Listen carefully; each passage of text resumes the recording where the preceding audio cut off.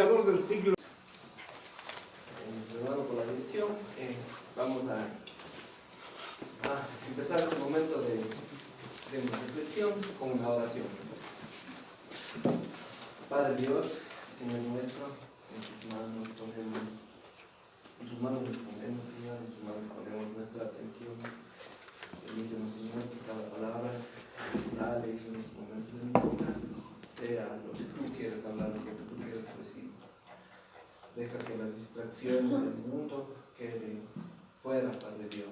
Permítanos concentrarnos en lo que tú nos quieres hablar, en lo que tú quieres decirnos en este momento.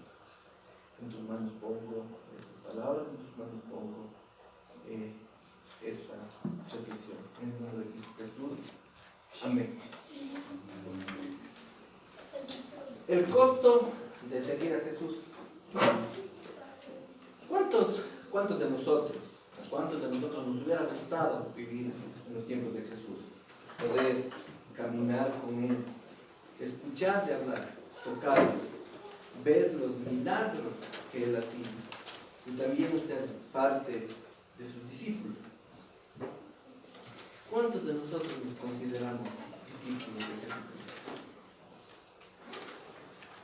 Un hombre, George Barna, es un estudioso o hace estudios de las tendencias religiosas en los últimos 25 años, según estaba leyendo. Él realizó un estudio en Estados Unidos, porque este señor es de Estados Unidos, donde muestra que la mayoría de los cristianos de Estados Unidos muestra tener un compromiso de fe, pero limitado. ¿Qué significa esto de limitado? Que la mayoría de los cristianos están dispuestos a participar en ciertas actividades religiosas, ya sea asistir a la iglesia, leer la Biblia, ofrendar. Ellos están convencidos que por participar en estas actividades son personas con una fe genuina. ¿Cuántos de nosotros sabemos que ir a la iglesia o hacer todos estos rituales religiosos no nos hacen realmente cristianos o creyentes? Muchas personas intentaron seguir a Jesús a lo largo de todo su tiempo que estaba Él en este mundo, pero al darse cuenta que el seguirle era un camino muy difícil y lleno de penurias, desertaron en su propósito y se dieron media vuelta. En la vida nosotros, como humanos, aspiramos muchas cosas: terminar nuestra carrera, casarnos, tener hijos, una vida cómoda al lado de nuestra familia, metas y planes que la mayoría de personas se proponen, pero en el momento en el que decidimos seguir a Cristo, las cosas se podrían complicar un poco. Nos damos cuenta que tenemos que abandonar, entre comillas, algunas de estas cosas para poder realmente seguir.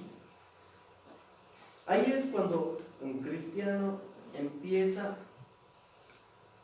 ahí es cuando ser cristiano empieza a tener un costo.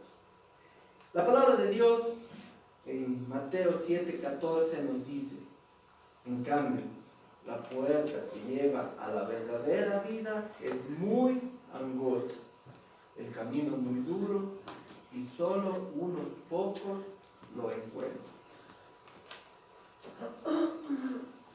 ¿Qué es lo que sucede cuando llega el momento, el tiempo de realmente establecer las prioridades y hacer compromisos como amar y conocer a Dios?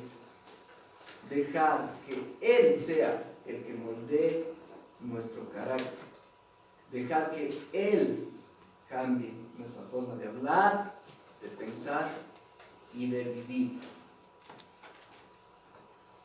Queremos ser espirituales y también queremos de su gracia, de su favor, de su bendición, pero no estamos seguros si queremos que Él sea el que controla nuestras vidas.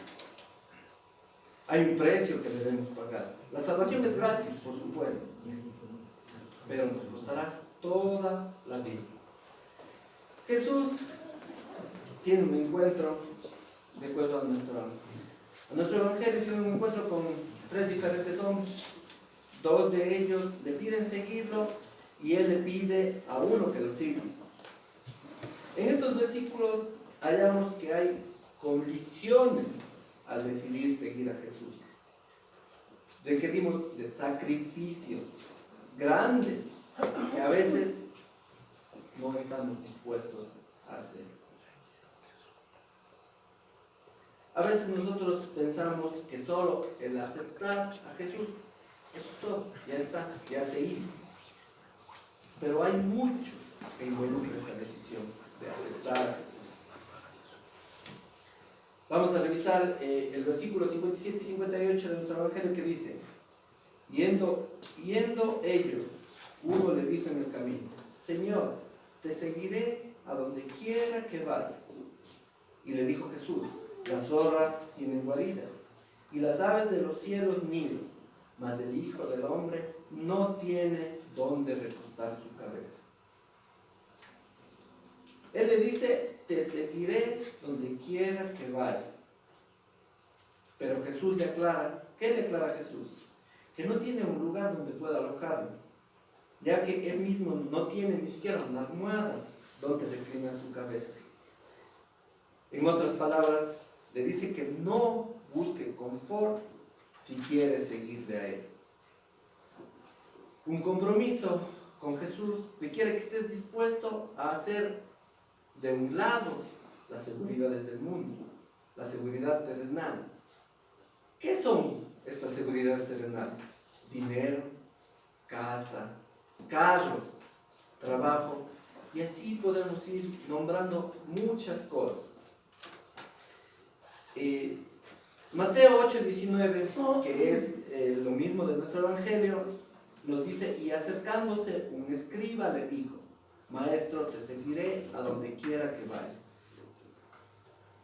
Leemos que el hombre que se acercó, el primer hombre que se acercó a Jesús, era un maestro de ley. Este hombre le dice a Jesús: Señor, te seguiré a donde quiera que vayas. Qué bonito se escucha, qué bonito es decir esto de aquí. ¿Cuántas veces nosotros hemos dicho algo así? Solo para luego de un tiempo se nos olvida. Hay un precio que uno tiene que pagar cuando confiesa estas palabras de fe. Y sí, de fe, porque es la única manera que uno puede seguirlo, con fe. El deseo más grande de nuestro Padre Celestial es que todo hombre conozca al Padre, que le sirva, que lo ame con todo su ser, no por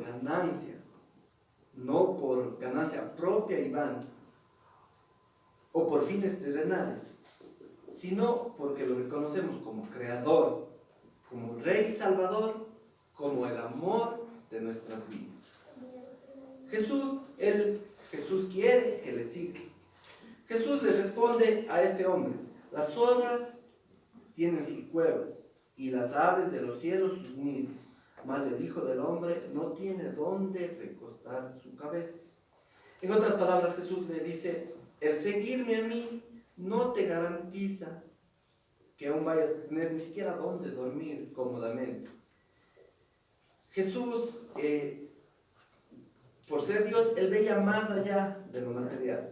Él veía más allá del título que este hombre portaba, que era un maestro de la ley, o de qué familia venía.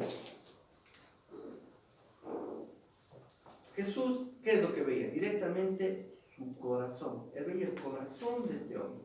La palabra de Dios en Proverbios 21:2 nos dice: todo camino del hombre es recto en su propia opinión. Todo camino del hombre es recto en su propia opinión, pero Jehová pesa los corazones. Pensemos, hermanos, ¿dónde se encuentran nuestros corazones el día de hoy? Aquí Jesús vio que este hombre era estudiado, que probablemente venía de una buena familia, que tenía dinero y que estaba impuesto para tener cosas buenas. Pero Jesús le dice, vas a tener que hacer de lado todo lo que tienes. Vas a tener que vivir sin la seguridad terrenal que te podría inspirar esto de tener un título, porque era maestro de la ley, de tener una educación buena, de tener dinero, trabajo. Jesús le dijo que todas estas seguridades son falsas. Estas seguridades falsas, ¿qué tienen que hacer? Dejarlo en último lugar. Y Jesús, Él tiene que ocupar el primer lugar en el corazón. Porque Él dijo, porque yo soy tu seguridad. Eso debemos hacer, ponerle a Él como nuestra seguridad. Podemos ver en Lucas 18, del 18 al 30, vamos a leer la palabra de Dios en Lucas 18, del 18 al 30. La palabra de Dios nos dice, es unos versículos bastante conocidos. El joven rico. Un hombre principal le preguntó diciendo, Maestro bueno, ¿qué haré para heredar la vida eterna? Jesús le dijo, ¿por qué me llamas bueno? No hay bueno, sino solo Dios. Los mandamientos no sabes, no, los mandamientos sabes, no adulterarás, no matarás, no hurtarás, no darás falso testimonio, honra a tu padre y a tu madre. Él dijo, todo esto lo he guardado desde mi juventud. Jesús, oyendo esto, le dijo, aún te falta una cosa, vende todo lo que tienes y dalo a los pobres, y tendrás tesoro en el cielo, y ven y sigue. Entonces él, oyendo esto, se puso muy triste, porque era muy rico. Al ver a Jesús que se había entristecido mucho, dijo, cuán difícilmente entrarán en el reino de Dios los que tienen riquezas, porque es más fácil pasar un camello por el ojo de una aguja que entrar un rico en el reino de Dios. Y los que oyeron esto dijeron, ¿quién pues podrá ser salvo? Él le dijo, lo que es imposible para los hombres es posible para Dios. Entonces Pedro dijo, he aquí nosotros hemos dejado nuestras posesiones y te hemos seguido. Y él le dijo, de cierto os digo, que no hay nadie que haya dejado casa o padres o hermanos o mujer o hijos por el reino de Dios, que no haya de recibir mucho más en este tiempo y en el siglo venidero, la vida eterna. En esta historia vemos que este joven también se le acerca a Jesús para preguntarle cómo él podía heredar la vida eterna. Jesús le contestó diciendo, vende todo lo que tienes y dáselo a los pobres, y así tendrás tesoros en el cielo. Ven y sigue. ¿Y qué pasó con este joven? Se desilusionó, se fue desilusionado, porque tenía demasiadas posesiones. Continuamos en nuestro Evangelio, en el versículo 59 y 60 la palabra nos dice, y dijo a otro, sígueme. Él le dijo, Señor, déjame que primero vaya y entierre a mi padre. Jesús le dijo, deja que los muertos entierren a sus muertos, y tú ve y anuncia el reino de Dios. Vemos que a este segundo que se acercó a él, le contesta con una frase un poco, podríamos decir, cortante. Deja que los muertos entierren a sus muertos. Podríamos nosotros preguntarnos, ¿cómo es que Jesús, cómo podría Jesús, que muestra tanto amor, cómo él podría no tener compasión con esta persona que quería enterrar a su padre? Por lo menos así es como nos muestra esta parte de la lectura. Pero viéndolo de otra manera, Sabemos que Jesús puede leer el corazón, puede entender el corazón.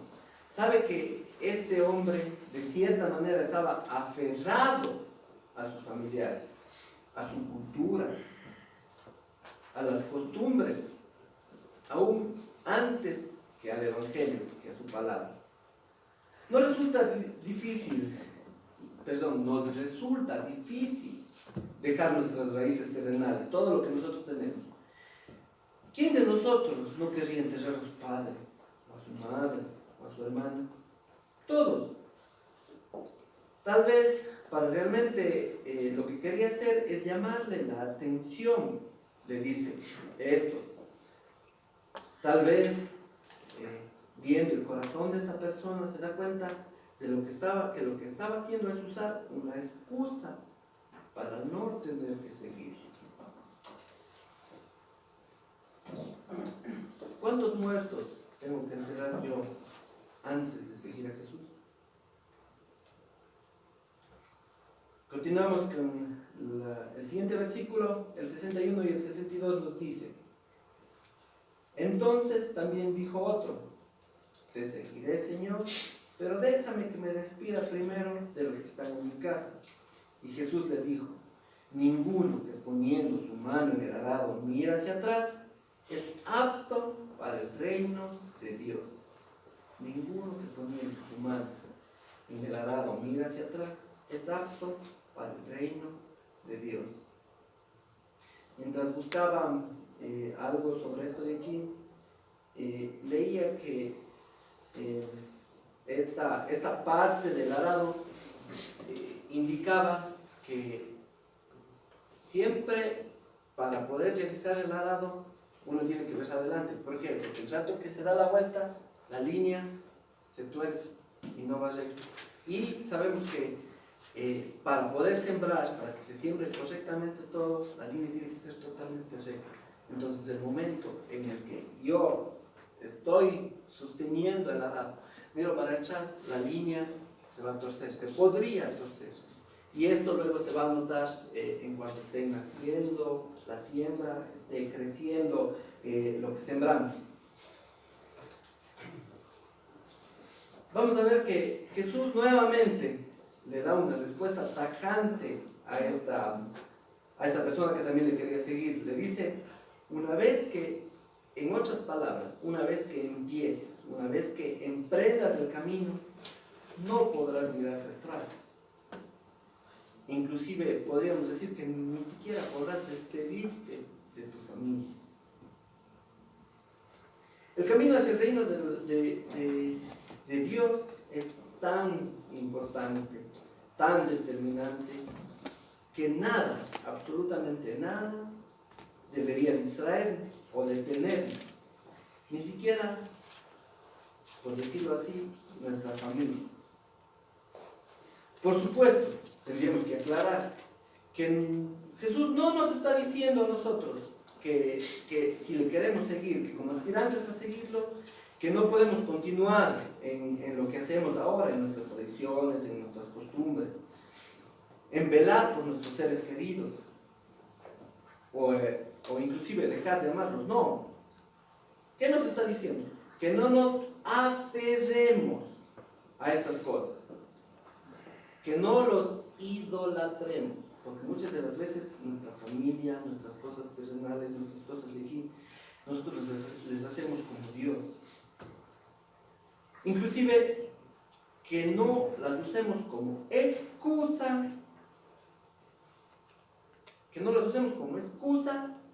para no ser parte del reino. Tenemos que dejar todo, absolutamente todo, en sus manos. Esto de dejar todo en sus manos nos podría hacernos preguntar, ¿cuántas veces nos distraemos o cuántas veces me distraigo y me detengo en el camino misionero? ¿Cuántas veces miro atrás a algo que tal vez me impedía seguir a Jesús y ahora sigue tratando de distraerme? ¿Cuántas veces le digo al Señor, te seguiré a donde quiera que vayas, pero al instante de sentirme un poco incómodo, me vuelvo a mi zona de confort, a mi casa.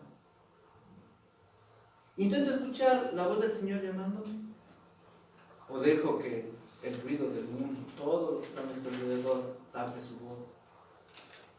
Hermanos, ¿cuántas cosas han ocupado el espacio en nuestro corazón? ¿Qué es lo que hemos puesto en primer lugar en nuestro corazón? ¿Qué está realmente sentado en el trono de tu corazón? ¿Qué te preocupa hoy? ¿Cuáles son tus necesidades? Él conoce absolutamente todo. Él nos cuida. El seguir a Jesús es más valioso que cualquier otra cosa momentánea que es lo que nosotros tenemos aquí. Amén. Y el Dios de paz, que resucitó de entre los muertos a Jesús nuestro Señor, el gran pastor de las ovejas mediante la sangre del pacto eterno, os haga aptos en toda obra buena para hacer su voluntad, obrando Él en nosotros lo que es agradable delante de Él mediante Jesucristo, a quien sea la gloria por los siglos de los siglos. Amén. Amén.